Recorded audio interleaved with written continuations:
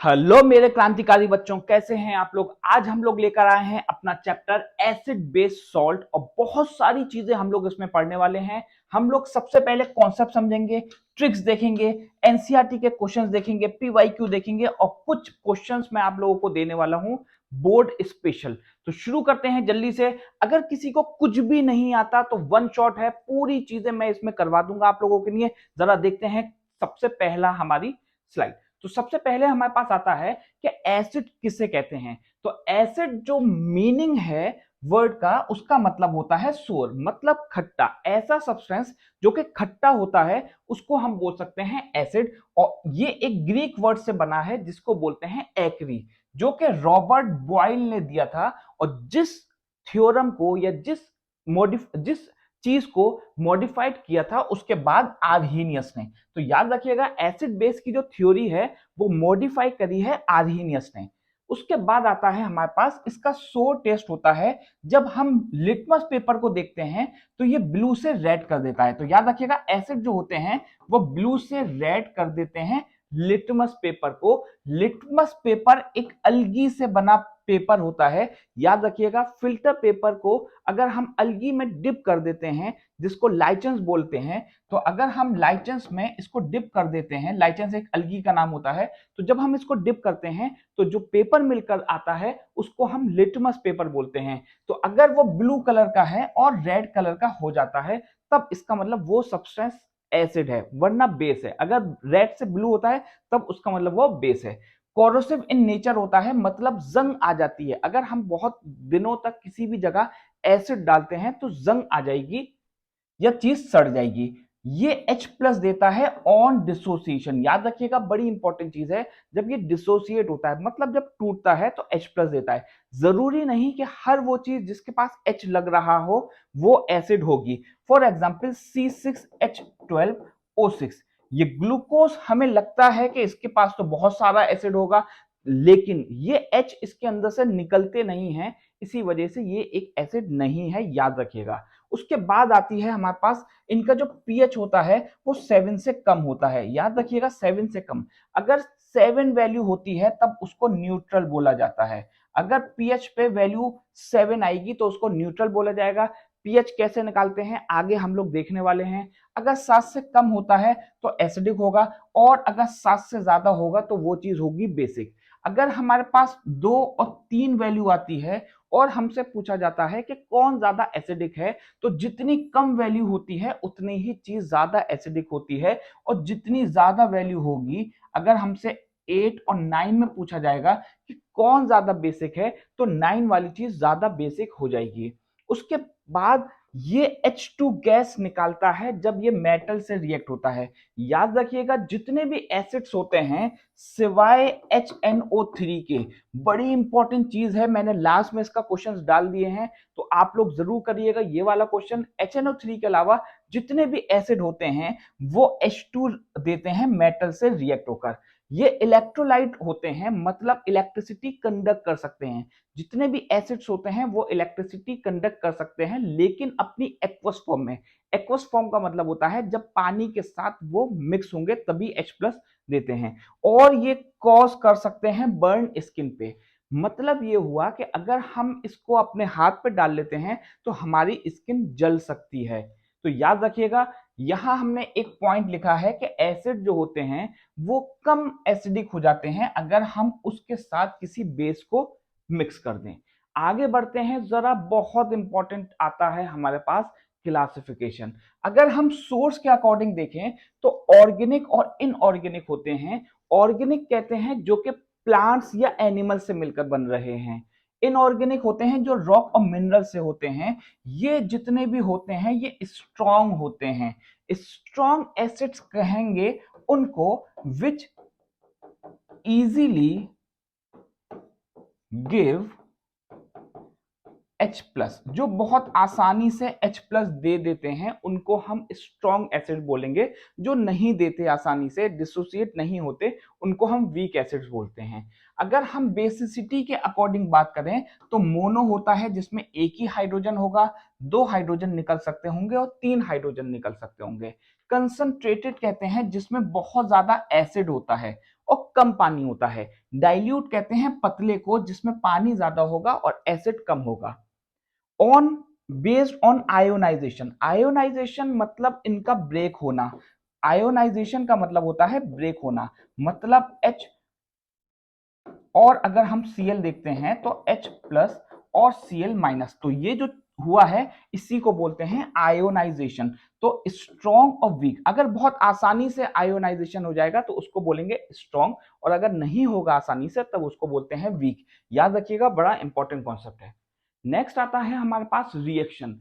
अगर हम किसी भी मेटल को रिएक्ट करते हैं किसी भी एसिड से तो हमें H2 गैस इवॉल्व होती दिखती है। याद रखिएगा, बड़ा इंपॉर्टेंट पॉइंट है। सम मेटल्स, कुछ मेटल्स इस एसिड से रिएक्ट नहीं करेंगे, उसमें हमारे पास नोबल मेटल्स आ जाते हैं। अगर एसिड वाटर से रिएक्ट होता है तो H3O प्लस देता है, जिसको बोलते हैं हम हाइड्रोनियम। याद रखिएगा, हाइड्रोनियम का फॉर्मूला होता है H3O प्लस। अगर हम एसिड और बेस को रिएक्ट करते हैं तो न्यूट्रलाइजेशन रिएक्शन आता है। न्यूट्रलाइजेशन रिएक्शन कहते हैं जिसमें सॉल्ट और वाटर निकलता है। सॉल्ट किसे कहते हैं जरा समझिए। बहुत सारे बच्चे समझते हैं कि सॉल्ट कहा जाता है नमक को, वो कॉमन सॉल्ट होती है। सॉल्ट कहते हैं एक ऐसा सब्सटेंस जिसके अंदर एसिड और बेस दोनों चीजें होती हैं। अगर कोई भी ऐसा सब्सटेंस है जिसके अंदर एसिड और बेस दोनों चीजें हैं तब उसको बोल दिया जाता है सॉल्ट। तो जब भी हम एसिड को बेस के साथ रिएक्ट करते हैं तो हमारे पास सॉल्ट आता है और वाटर आता है। अगर हमसे पूछा जाए कि सॉल्ट कितने तरीके की बन सकती हैं, तो अगर हम स्ट्रॉन्ग एसिड लेंगे तो हमारे पास स्ट्रॉन्ग एसिड लेंगे तो एसिडिक सॉल्ट मिलेगी, अगर स्ट्रॉन्ग बेस लेंगे तो बेसिक सॉल्ट मिलती है, वरना हमारे पास न्यूट्रल सॉल्ट आ जाएंगे। तो अगर एसिड मेटल कार्बोनेट के साथ रिएक्ट होता है, मेटल कार्बोनेट का एग्जांपल ले लिया, तो हमारे पास H2O और CO2 गैस निकलती है। बड़ी ही इंपॉर्टेंट चीज है। अब आप लोगों के लिए यहाँ एक क्वेश्चन आने वाला है, कमेंट में आप लोगों को करना है ये कि दुनिया का सबसे ज्यादा जो एसिडिक सब्सटेंस है उसका नाम है फ्लोरो एंटीमोनिक एसिड। आप लोगों को कमेंट में बताना है कि इसका फॉर्मूला क्या होगा। कमेंट में बताना है आप लोगों को कि फॉर्मूला क्या होगा। यहां एसिड और सोर्सेज हमने लिखा हुआ है। एसिडिक एसिड जो होता है वो विनेगर के अंदर होता है, और विनेगर कहते हैं सिरके को। इस एसिडिक एसिड का फॉर्मूला आप लोग याद रखिएगा, CH3COOH। इसी तरह से सिट्रिक एसिड लेमन में होता है, और टर्ट्रिक एसिड, ये सारे एसिड्स आप लोगों को याद रखना पड़ेगा। मैलिक एसिड एप्पल में होता है, याद रखिएगा। आगे बढ़ते हैं जरा और देखते हैं बेस किसे कहते हैं। जो कड़वे होते हैं, बिटर होते हैं, जो रेड लिटमस को ब्लू कर सकते हैं, जिनका पीएच 7 से ज्यादा होता है। स्ट्रॉन्ग और वीक ये भी हो सकते हैं। वीक का हम यहाँ एग्जाम्पल देख सकते हैं, CH3 कार्बोनिक एसिड हमारा यहाँ इसका एग्जाम्पल हो सकता है, C2HCO3। ठीक है, याद रखिएगा आप लोग। इसी तरह से हमारे पास यहाँ और भी एग्जाम्पल हो सकते हैं। एल्युमिनियम हाइड्रोक्साइड भी हमारे पास वीक बेस होता है। जितने भी अल्कली के साथ, अगर अल्कली के साथ या अल्कलाइन के साथ हमारे बनते हैं बेस, तो वो स्ट्रॉन्ग होते हैं। याद रखिएगा, ये अल्कली है, सोडियम पोटेशियम, ठीक है, कैल्शियम अल्कलाइन है, तो याद रखिएगा फर्स्ट ग्रुप को हम अल्कली बोलते हैं। जो पीरियोडिक टेबल में हमारे पास ग्रुप फर्स्ट है तब उसको हम बोलते हैं अल्कली। जितने भी अल्कली के साथ होंगे या अल्कलाइन के साथ होंगे तब उनको हम बोल देते हैं स्ट्रॉन्ग। ठीक है, ये इलेक्ट्रिसिटी कंडक्ट कर सकते हैं। ये भी जब इनका रिएक्शन होता है मेटल से, किसी भी मेटल को लेते हैं बेस के साथ रिएक्ट करते हैं तो हमारे पास एक सॉल्ट आती है, यहां इसको सोडियम जिंकेट बोलेंगे। याद रखिएगा, सोडियम जिंकेट काफी इंपॉर्टेंट रिएक्शन है, काफी बार आता है, और H2 गैस बाहर निकल जाती है। नॉन मेटेलिक ऑक्साइड अगर रिएक्ट करेंगे तो हमारे पास बेस और सॉल्ट आएगा। नॉन मेटेलिक ऑक्साइड का एग्जांपल हम लिख सकते हैं CO2। ठीक है, कोई भी नॉन मेटल होगा। नॉन मेटल कैसे पहचानते हैं, याद रखिएगा, जिसके वैलेंस इलेक्ट्रॉन 5, 6, 7 होते हैं उनको हम नॉन मेटल बोलते हैं। कार्बन उसमें एक्सेप्शन होता है, 4 वैलेंसी है उसकी, 4 वैलेंस इलेक्ट्रॉन है, लेकिन वो तब भी नॉन मेटल होता है। तो अगर नॉन मेटल किसी भी बेस से रिएक्ट होगा तो हमें सॉल्ट और वाटर देता है। यहां हम देख सकते हैं कुछ एग्जाम्पल। NaOH जो होता है, जिसको हम सोडियम हाइड्रोक्साइड बोलते हैं, वो सोप्स में यूज होता है। कैल्शियम हाइड्रोक्साइड जिसका दूसरा नाम होता है स्लैग्ड लाइम, याद रखिएगा स्लैग्ड लाइम, ये व्हाइट वॉशिंग में यूज होता है, काफी बार क्वेश्चन आ चुका है। उसके बाद होता है मिल्क ऑफ मैग्नीशिया, जिसको मैग्नीशियम हाइड्रोक्साइड बोलते हैं, ये एंट एसिड में यूज होता है। और ये होता है जब किसी भी इंसान को एसिडिटी होती है तो वो जो दवा लेता है उसको न्यूट्रलाइज करने के लिए उसको एंटी एसिड बोलते हैं। आगे बढ़ते हैं जरा और देखते हैं पीएच। बहुत सारी किताबों में पीएच का मतलब लिखा है power of hydrogen, power of hydrogen, ठीक है, लेकिन एक्चुअली में इसका मतलब होता है concentration of hydrogen, concentration of hydrogen, या फिर हम बोल सकते हैं स्ट्रेंथ ऑफ हाइड्रोजन।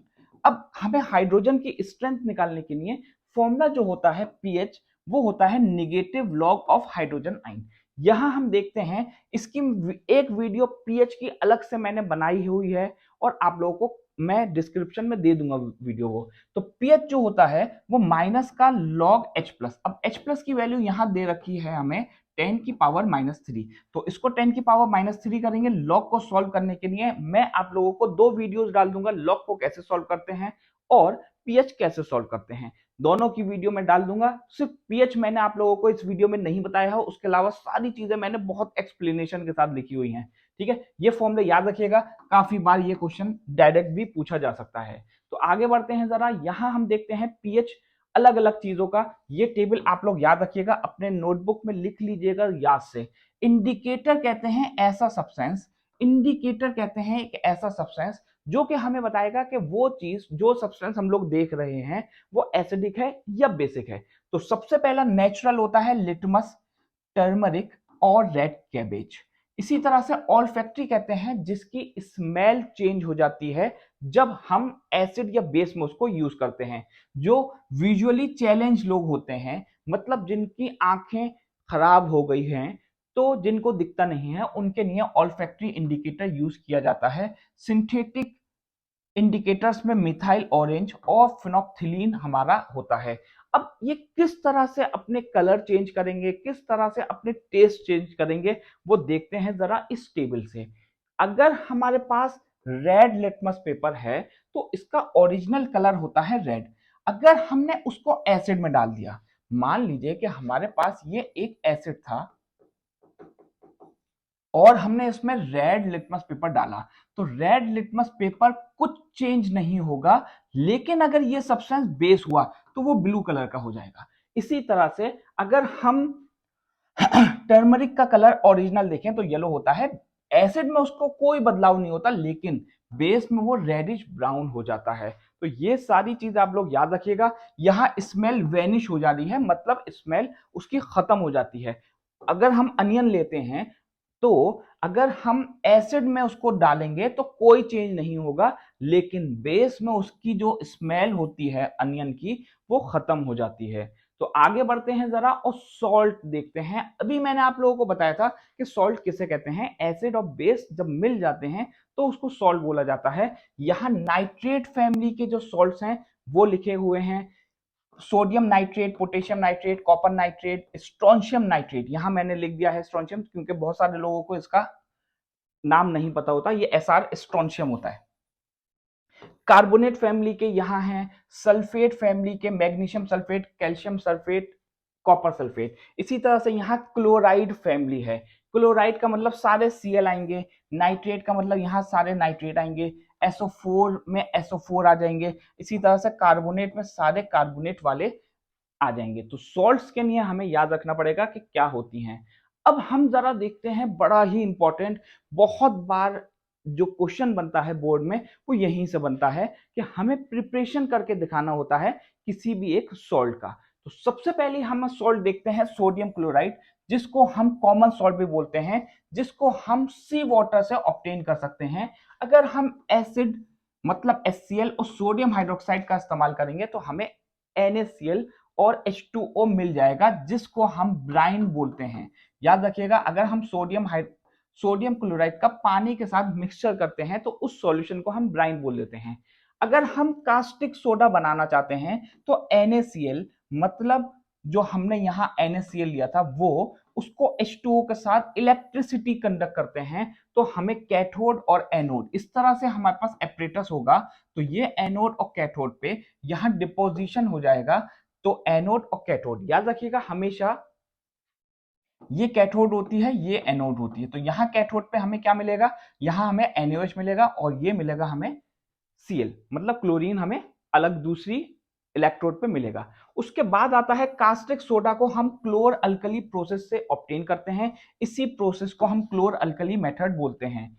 अगर हम ब्लीचिंग पाउडर की बात करें तो जिसको हम क्लोरीन ऑफ लाइम भी बोलते हैं, जिसको हम हेजन क्लेवर्स मेथड से फॉर्म करते हैं। अगर हम सोडियम हाइड्रोक्साइड को क्लोरीन से रिएक्ट करेंगे तो हमें कैल्शियम ऑक्सीक्लोराइड मिलेगा, जिसको हम ब्लीचिंग पाउडर बोलते हैं।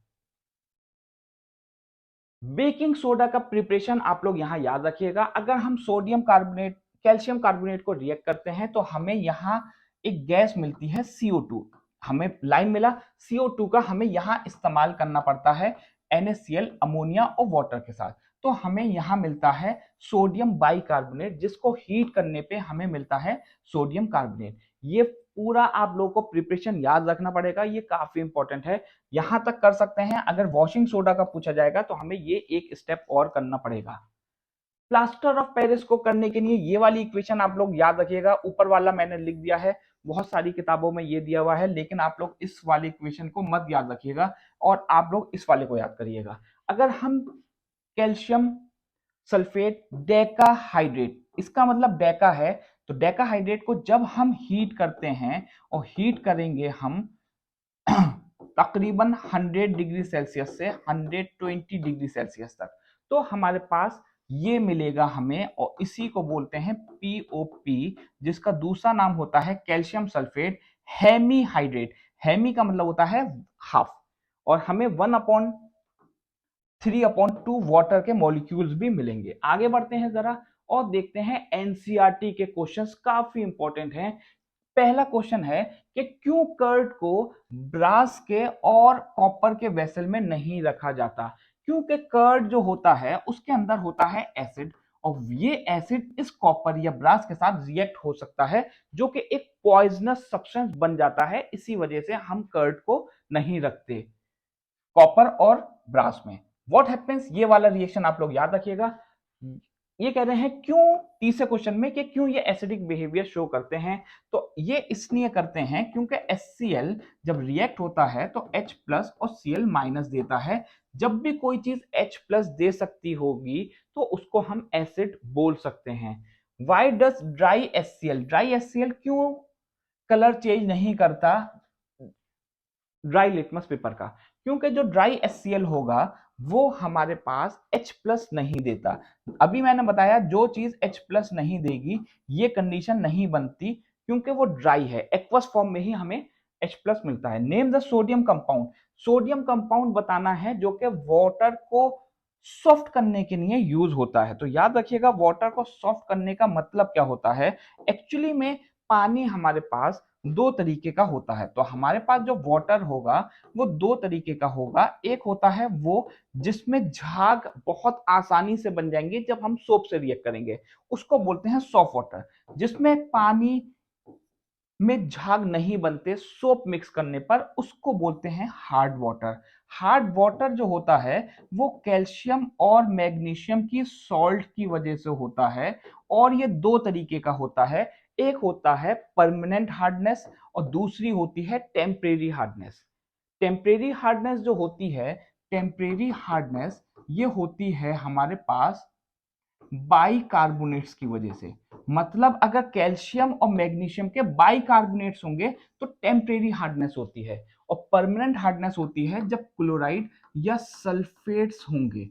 सल्फेट और क्लोराइड होंगे कैल्शियम और मैग्नीशियम के, तब उसको बोला जाता है परमानेंट हार्डनेस। ठीक है, तो ये याद रखिएगा कि हम कौन सा सब्सटेंस यूज करते हैं, सोडियम कार्बोनेट हम लोग यूज करते हैं जब हम सॉफ्टनिंग करते हैं पानी की।